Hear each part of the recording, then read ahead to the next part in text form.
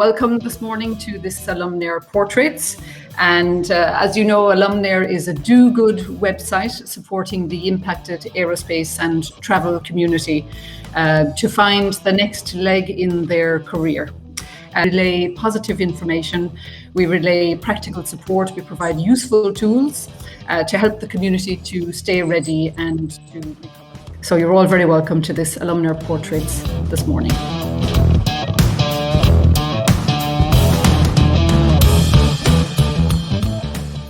I think that's a very good, very worthwhile initiative. Thank you very much for that. I think it's just a temporary dip. Great faith in aerospace and aviation after only a little more than 100 years. My goodness, it is such a young industry.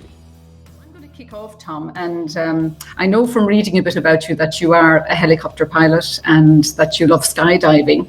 So the first question is really about, what's your personal relationship with flying, Tom? Well, I've always had a big heart for that, and yes, I started off with skydiving after my paratrooper time in the 70s with the German army, and I'm still doing that. So after I left Airbus, I made my fixed wing license as well, private pilot. So I'm currently entertaining 3 active licenses: helicopter pilot, fixed wing, and skydiving. And I tell you, it's some work to keep them all current, but at the same time, it's a lot of fun. And skydiving is the oldest one of them. As I said, it's more than 45 years now that I'm doing that, and I still get a kick out of it, as with the other flying as well. So flying for me is something very important. I mean, it started as with many kids, and I was a young boy, and I looked at these, supersonic jets screaming over my head in West Germany in the Cold War years. We had all these starfighters and other jets that were part of the Western defense posture. And ever since then, I mean, I dreamt of flying and doing something with flight. And so it's not a complete surprise, even though I'm not a started engineer, that I finally landed in the aerospace industry.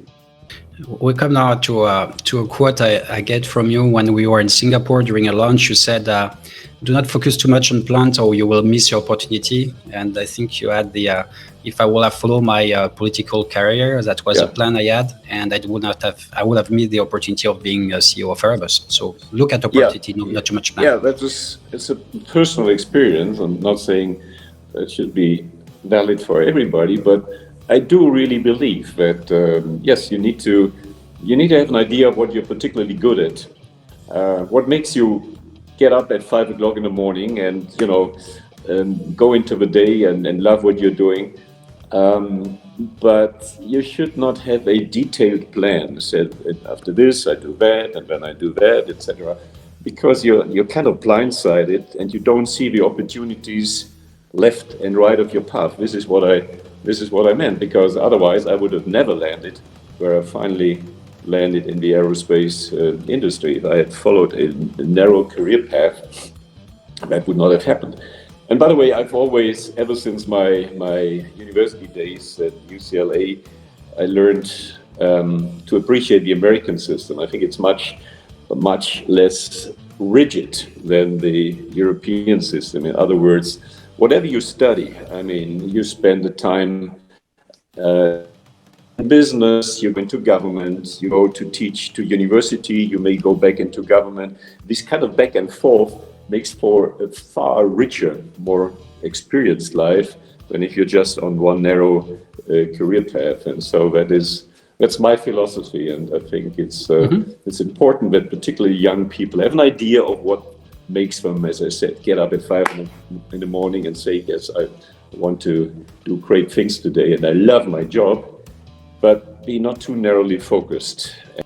So what do you think, what do you think are the ingredients of the success of your career? Is it you as a person, your traits? Is it all that training? Is it a mindset combination? I think it's combination. I would say one thing for me was I was always curious to do new things, to find out about new things, things that obviously fascinated me, and aviation at the very core, obviously. The other thing, I would say, to the last day in my job as Airbus CEO, I've always kept a mindset of independence. That is to say, ever since I was a little employee of the predecessor companies, Messerschmitt, Birkoplom, DASA, EADS, at every stage, at every step, I said to myself, don't let this go to your head.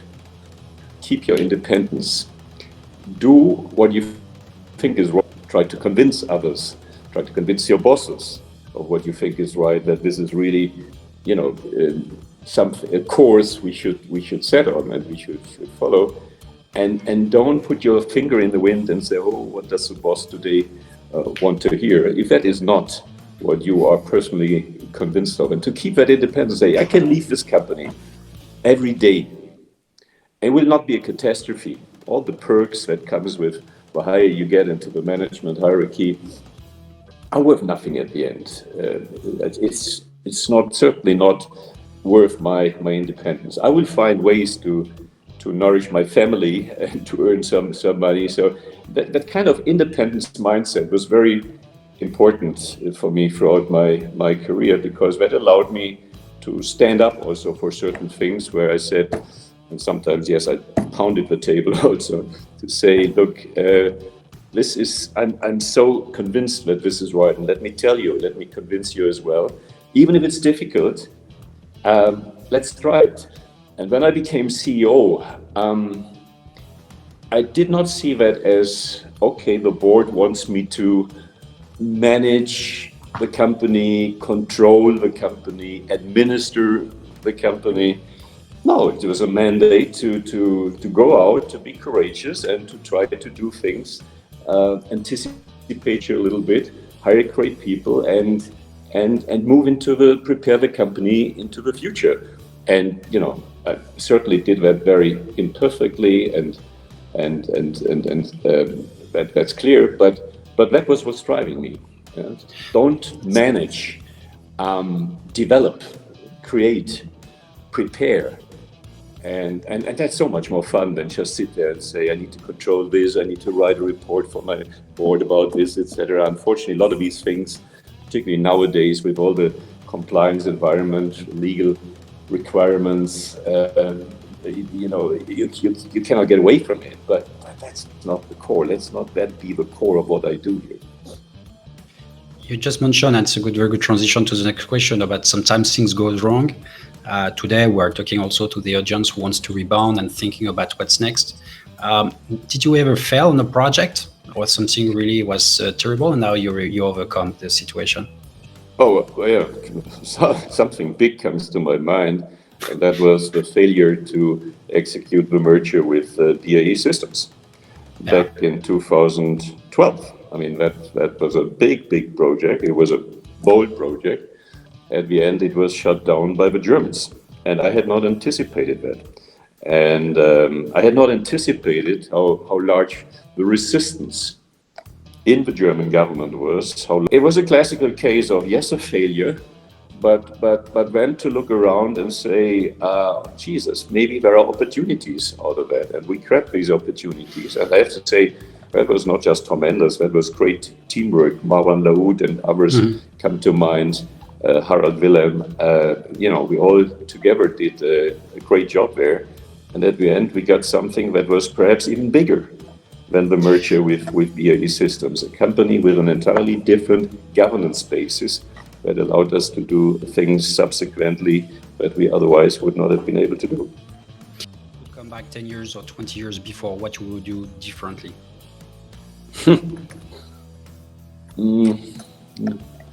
Hard to say. Well, look, I mean, this BAE thing, I still think it would have been good for the European aerospace industry, and particularly if we look at it today in the light of, or against the background of Brexit. have a strong link with our British partners in a big merged company the size of Boeing and others, and that would prepare us even better for the competition to come. Well, other than that, look, I mean, we can endlessly debate about the A380, for instance, right? There's a lot of people who said after we finally, and that was one of my last decisions when I was still in the executive committee, to stop the program because we had no customers no more. A lot of people say, yeah, we knew it all the way. We knew it 20 years ago. You know, that was reckless that they did that, etc. Rubbish. Little did they know. I mean, go back to 2000. We prepared the launch of the 380 more carefully than any other aircraft launch, I think, in Airbus's history, because we all knew there would be a relatively small market that would be huge, expenses for it. But how could we possibly foresee, with all the means and studies and bright people in the year 2000, what the situation would look like in 2020? Yeah, and you know, the crises that we had before, etc., etc. So it was very daring, but as I have said at the time when we terminated the program, and I think Guillaume has said that as well, we learned a lot from the 380 program. And if you hadn't had the 380 program, I think we would have made more severe mistakes on the 350 program than others. Was it worth all the billions that we threw at the program? Well, again, we can discuss that endlessly. Fortunately, if you look at Airbus, most of the programs we've been doing in the last 40 years or so have been successful, but there will always be one or two that fail for various circumstances because we cannot predict the future. And, I think the company has also learned a lot. The industry has learned a lot. We did some things right. I mean, if you look at my T-shirt, it says C Series. That's the old Bombardier T-shirt here. Yeah. I'm still proud we did this, and I'm proud that we didn't do it earlier. It was the perfect time to do it. It's a great aircraft, and I think it's in high demand. So yeah, some failures, but some good progress as well. And overall, I would say the aviation industry is certainly under risk, not just from our Chinese friends, but also from rigid innovators like Mr. Musk. Imagine Mr. Musk had put all his energy and money rather than on space. There is now the global number one, basically, right?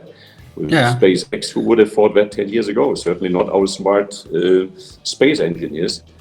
Put that on civil aviation. What could he have done to Boeing and Airbus and others in that field? So, but we should not feel too safe here. I mean, with artificial intelligence, quantum computing, a lot of things are coming into play, which might enable future competitors to catch up with the big guns far faster and more efficient than would have been the case 10 or 20 years ago.